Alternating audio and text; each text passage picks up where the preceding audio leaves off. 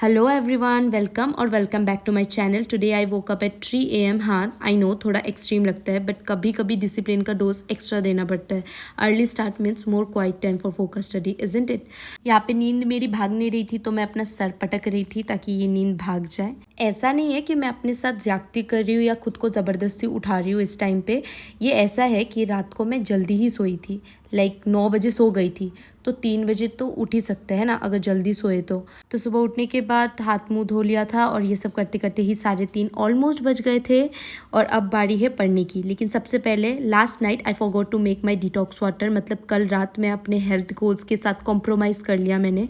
So today बस warm water और थोड़ा सा सेल्फ रिमाइंडर कि कल से पक्का बनाएंगे। तो सुबह का सबसे पहला स्लॉट तो मैं अपने रिवीजन को देती हूँ, इसीलिए मैंने स्पेक्ट्रम ही उठाया, क्योंकि आजकल मैं स्पेक्ट्रम पढ़ रही हूँ तो उसी का रिवीजन करना बहुत ज़्यादा ज़रूरी हो जाता है।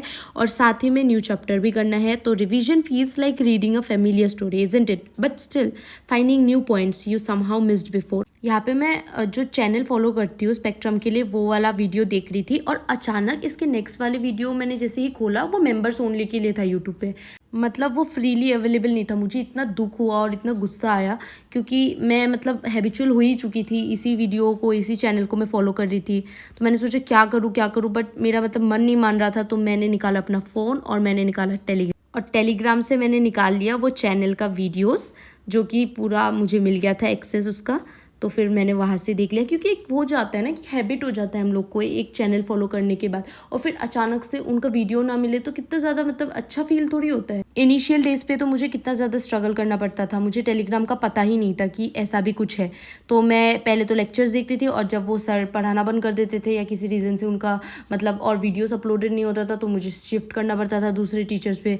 सो इससे बहुत ज़्यादा डिस्ट्रैक्शन होता है, बहुत प्रॉब्लम होता है। Anyway, I was watching the lecture at the same time मैं वो पढ़ भी रही थी साथ ही साथ। और मेरा जो एक फोबिया था ना कि स्पेक्ट्रम को पढ़ने का, ये मैंने इस बार कॉन्कर कर लिया, ओवरकम कर लिया, बिकॉज अब मुझे स्पेक्ट्रम पढ़ने में कोई प्रॉब्लम नहीं है, बहुत अच्छा लगता है इनफैक्ट मुझे पढ़ना। और इसके बाद मैंने थोड़ा सा छोटा ब्रेक लेके अपना मतलब ब्रेकफास्ट किया। मम्मी ने सुबह सुबह मेरे लिए गरम गरम रोटी भिंडी की सब्जी बनाई एंड दही के साथ। I had it. Why? Because मुझे बहुत ज़्यादा भूख लग रही थी रात को, मतलब बहुत जल्दी खाना खा लिया था, और डिनर करने के बाद फिर जल्दी सो भी गए थे। तो मतलब सुबह उठने के बाद आपको तो पता ही है कितना ज़्यादा भूख लगता है, तो इसीलिए I had my breakfast in peace. उसके बाद दिमाग में यही चल रहा था कि ये खाने के बाद मुझे नेक्स्ट क्या क्या करना है, क्योंकि आजकल मैं टू डू लिस्ट तो बना ही नहीं रही हूँ। बिकॉज पता है, मैं पहले बनाती थी और मेरा होता भी था, लेकिन आजकल मैं टू डू लिस्ट बनाती हूँ तो उसके अकॉर्डिंग कुछ होता ही नहीं है। तो इससे अच्छा मैं इसीलिए तुरंत रैंडमली सोच के अभी कर रही हूँ कि कैसे क्या करना है। और मेरा फिक्स्ड ही रहता है कि कल मैं इतना कंप्लीट करके बैठी थी तो आज इतना मुझे करना है। The way I am studying modern history these days, I must tell you कि मैं सोचती हूँ कभी कभार कि मैंने पहले ऐसे क्यों नहीं पढ़ा। मुझे इतना डर लगता था, तो मैंने कभी मॉडर्न हिस्ट्री का ये जो स्पेक्ट्रम बुक है कभी खोल के देखा भी नहीं, और शॉर्ट नोट से हमेशा मतलब मॉडर्न हिस्ट्री मैंने कवर किया, to be very honest. And ये बिल्कुल नहीं करना चाहिए। अगर आप बिगिनर्स हो, आप डरो मत। इसको कोई लेक्चर के थ्रू या कैसे भी आपको ठीक लगे, आप उसको कंप्लीट करो, उस डर को तोड़ो, क्योंकि इसमें जो आपको मिलेगा वो सच में वो नोट्स में नहीं मिलेगा। नोट्स रिवीजन के लिए ठीक है, लेकिन नोट्स में जैसे मैंने लास्ट टाइम पढ़ा था कि अरुणा आसिफ अली, ठीक है, उनके बारे में पढ़ा था कि उन्होंने होस्ट किया था फ्लैग को। अभी देखो, ये मुझे याद रखना पड़ रहा था प्रीलिम्स के पहले। मुझे इसका कोई कॉन्टेक्स्ट नहीं पता था कि उन्होंने ही क्यों मतलब अचानक से फ्लैग होस्ट किया, वो कौन थी, कुछ नहीं पता।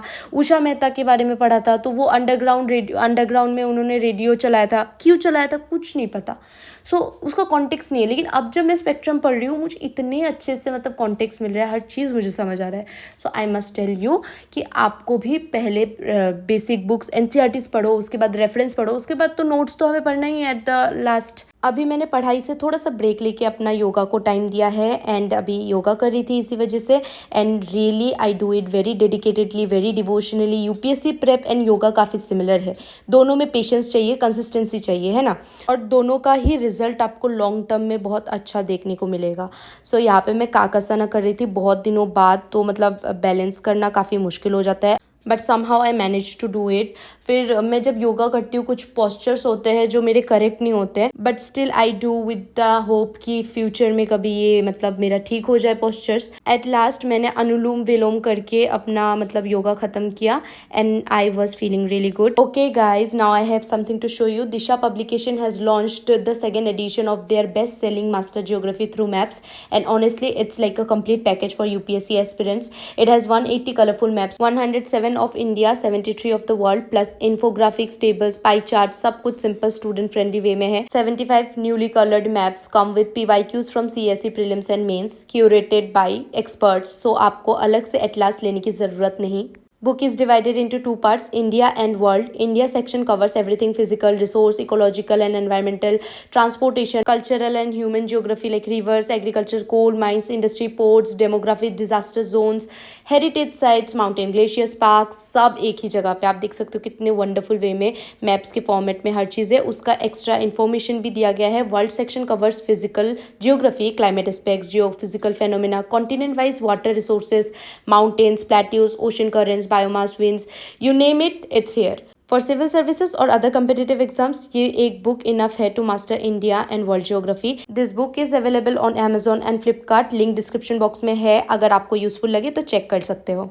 After finishing my spectrum division slot, I jumped into daily current affairs, especially the Hindu analysis, and the big highlight was about rabies and Supreme Court's recent judgment on stray dogs. Supreme Court ने Delhi NCR के सारे street dogs capture करवा के shelter में रखने का आदेश दिया है with a clear timeline of 6 to 8 weeks to relocate them and no re-release back to streets. क्योंकि रेबिस का जो केस है ये एल्डरली एंड चिल्ड्रन में बहुत ज़्यादा तेज़ी से बढ़ रहा है, इसीलिए आप एक बार सोच के देखना। On paper it sounds like a strong safety measure, लेकिन सोचिए इसका दूसरा साइड भी है। Shelters are already overcrowded, hygiene की प्रॉब्लम है, रिसोर्सेज लिमिटेड है, और जो कम्युनिटी डॉग्स हम रोज़ देखते हैं, उनको फीड करते हैं, तो वो देखते देखते हमें अपने से लगने लग जाते हैं, अपनापन आ जाता है। उनको सडनली हटा देना it's not just difficult but also heart breaking for people who feed and care for them daily.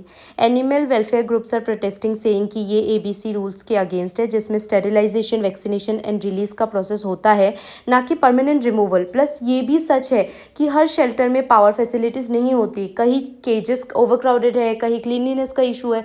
So it's a big ethical question, safety first या एनिमल राइट्स फर्स्ट। और एज ए UPSC एस्पिरेंट हमारे लिए ये topic सिर्फ एक news नहीं बल्कि एक केस स्टडी है। और प्रीलिम्स के लिए तो ये जो रेबिस टॉपिक है ये खुद ही इतना इंपॉर्टेंट बन जाता है कि ये वायरस जो होता है RNA का होता है या DNA का होता है, फिर कौन सा फैमिली से आता है, एंड देन फिर इसको मतलब इनका इंक्यूबेशन पीरियड कितना होता है, तो ये सब चीज़ें बहुत ज़्यादा इंपॉर्टेंट हो जाती है। लास्ट वीडियो में आप लोगों में से काफ़ी लोगों ने कमेंट करके पूछा था जो मेरा ये चेयर है तो इसका लिंक, तो मैंने सोचा बहुत लोग मेरे जो बुक शेल्फ है इसके बारे में भी पूछते हैं, तो मैंने एक अपना कार्ड बना दिया है और उस कार्ट लिस्ट में जितने भी स्टडी रिलेटेड एसेंशियल्स थे मैंने उसको ऐड कर दिया है। सो आपको प्रॉब्लम ना हो, मैं उस लिंक को भी शेयर कर दूंगी डिस्क्रिप्शन बॉक्स में। आप उस लिंक पे क्लिक करोगे तो आपको मेरे मतलब इस रूम में स्टडी रिलेटेड जितनी भी चीज़ें हैं सारी मिल जाएंगी। और भी आपको अगर कुछ चीज़ का लिंक चाहिए होगा आप मुझे बस बता देना कमेंट सेक्शन में, I will provide the link in the description box. Now पिछले व्लॉग में काफ़ी लोगों ने ये भी बोला था that I am wasting my time and vlogging करके कैसे UPSC होता है and all, so I really want to address it.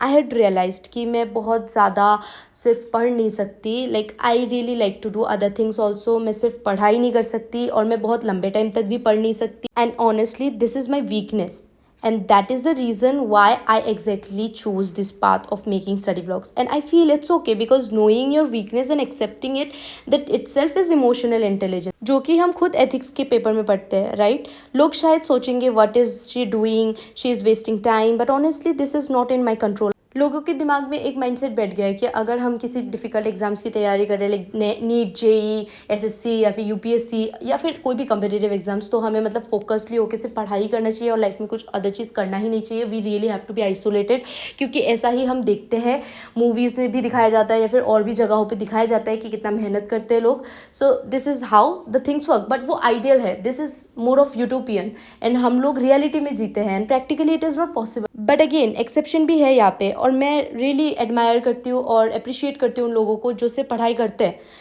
But अगर मैं अपनी बात करूँ तो instead of thinking it as my weakness. I believe in smartness, taking a weakness and turning it into a strategy, making the process easier, more enjoyable, because the goal should be a journey that is flexible, not rigid, joyful, not frustrating, right? So, with this view, the path I have chosen, I trust it will lead to something good.